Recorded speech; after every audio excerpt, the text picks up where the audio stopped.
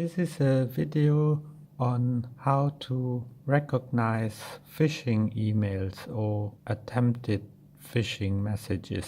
So the easiest way to recognize a fake email or message is that many times you find incorrect spelling or not proper English or graphics which would normally not be used by the company which the message is pretending to come from. So in this example, it says that it's from iCloud support, and this is obviously not from iCloud support, because if you get a message from Apple, in the from box is usually always written Apple and not iCloud support.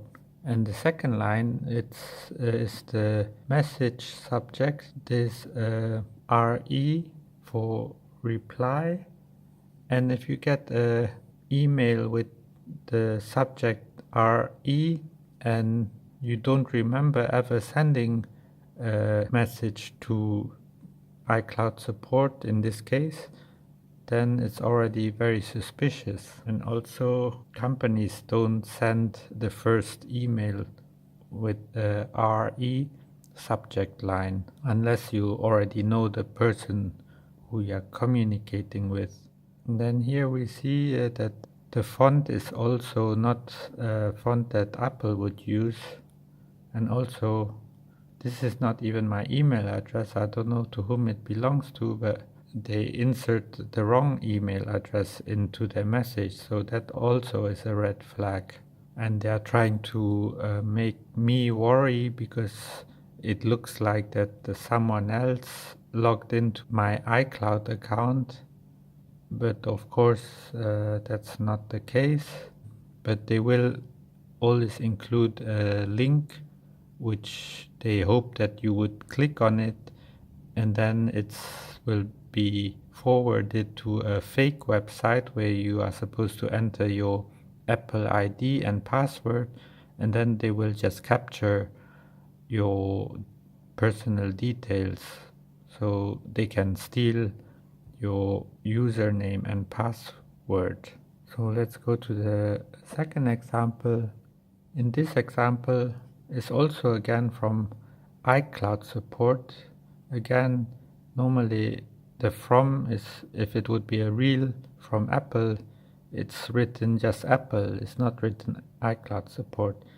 And they also never send a subject line starting with RE for reply. And they also wouldn't send a BCC copy to my email. And then here you also can notice that the font is also incorrect. Apple would never use a different font for the first line and the main message and then the ending. And also there are many English mistakes, such as app support. I think they meant Apple support. And also the English sounds not proper English, like they say here, to reinstate your Apple ID. And then there's a period, and then it continues, open the attachment file and follow the instruction without S to fill the requested forms. You should do this soon because disabled accounts are eventually deleted along with emails, contacts, photos, and other data stored with Apple. And then there's no period here. So this has so many red flags. And then they say, dear client. Apple would never call their customer dear client. It says, we've noticed some of your account information appears to be missing or incorrect due to these violated policies. This is a big letter, it should be small. And then after the comma there's a big Y, so you can see that there are many mistakes in the email itself. You should do this soon because disabled accounts are eventually deleted along emails. And then after the comma there's no space, and they write iCloud immediately behind. So then they will ask you to click here, and then again they will forward you to a fake website where you are supposed to enter your Apple ID and password, and then of course they are going to steal that information. And also the fonts are different. This font and this font is different. So here we have probably 10 red flags to show that it's not a genuine email. Let's go to the next example. Oh, this is PayPal. So yeah, they try to get people's usernames and password for their online PayPal account. Already here you can see that the logo of PayPal is very different than this one. And the logo also doesn't use italic characters. And also no company would write their email to customer in italics, especially not a whole sentence. And then again, the fonts are very different from each other. And also the English is completely incorrect and so many mistakes, like every word starts with a big letter. It says we need your help to resolve unauthorized activities, and somehow they didn't use spell check to make their phishing email. And then they say your PayPal account has been closed. Close needs a D because we've noticed significant changes in your account activity. And here also the writing is in normal letters and then suddenly it turns into bold letters. So it has so many red flags that you immediately know that it's not a genuine PayPal message, and PayPal would never say just thanks and then support. It just doesn't sound right. Let's see the next example. This is again for Apple ID. Again, Apple always writes just Apple without anything else behind it. And then they start again with the RE in the subject line, which already looks very suspicious. And then they add a service number to make it a bit more technical, but actually it's just fluff. And then again, the English is incorrect, like we detect unauthorized login.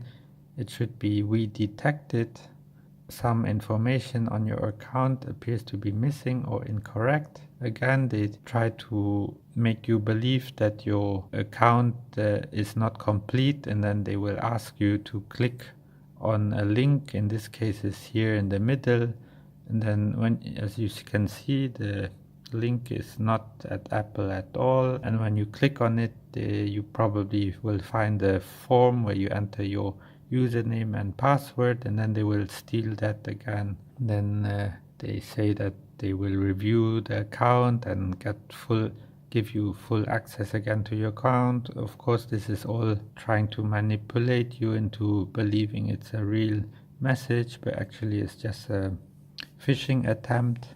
Okay, let's go to the next example. This is again from Apple, apparently, but of course this is also just a phishing email. As you can see on the graphics already, it's not the original graphics because it's just a resized version of the logo and not a proper graphic. It already looks not real because also they would never use a box like this. It looks very unprofessional. And again, the fonts, they are all different, like here in the box and here on top and then down below here. And then the links here. Apple would never make an email which looks like done 20 years ago. And also many mistakes, like here Apple never puts a sign off with best regards. They just don't do that. I mean, if the phishing email creators would just review a couple of original Apple emails to customers, then they would be able at least to make it look like a genuine email. But this is of course also just a phishing attempt by some people who try to steal your Apple login details as well as password. And as you can see, the link has nothing to do with Apple anyway. And then another example is here. It says Apple order. Again, Apple only has Apple written in the from instead of Apple order. And then here it says notification for my order. which of course is not mine because I never ordered Spotify music, and it says it has been billed to my account. Of course, that's not true. And again, we see the font is different up here compared to the receipt over here. And also here, the copyright, it has funny signs here. Also, it says 2017, although the email was sent in 2018.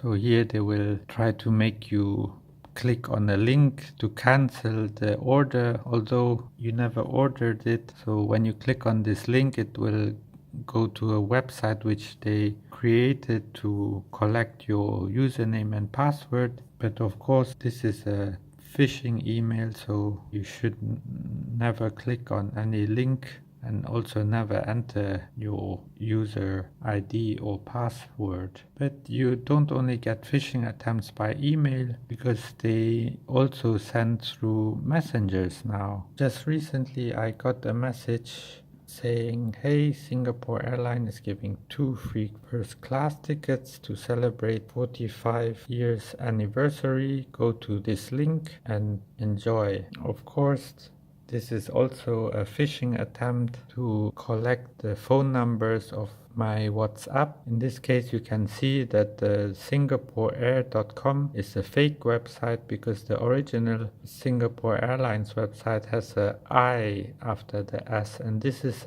I don't know what character it is. It might be a character from a different language, but it looks like an I, but it's just missing the dot. Like, this is the real I, whereas this doesn't have an I. So this is a fake domain name. They try to mimic the original singaporeair.com, which has an I after the S, and then they will ask you to answer a few questions just to make it seem legit. And then after, they will ask you to forward this message to 20 of your WhatsApp friends.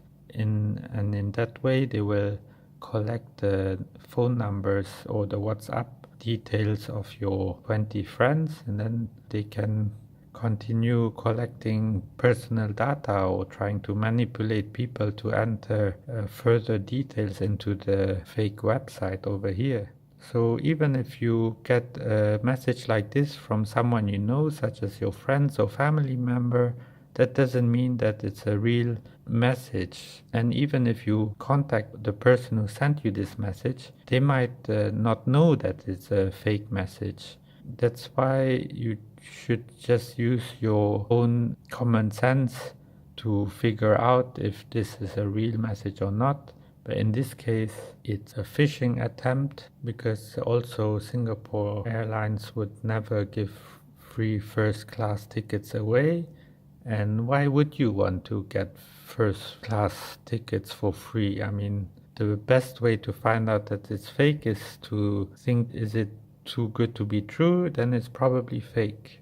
And also, just recently, Straits Times in Singapore gave a public warning to be very cautious of suspicious WhatsApp messages, because now many scammers try to send viral fake WhatsApp messages, because most people communicate now over messengers instead of email. So be very cautious when you get a WhatsApp message, even if it's from someone you already know. They might have been either hacked or not know that they sent a phishing message which they got from somebody else. Generally speaking, you need to be cautious to not give away your personal details too quickly, and also question the legitimacy of the messages you get, especially if they don't seem to be the typical message you get from the ones you already know. So I hope you enjoyed this video. Thanks for watching and have a good day.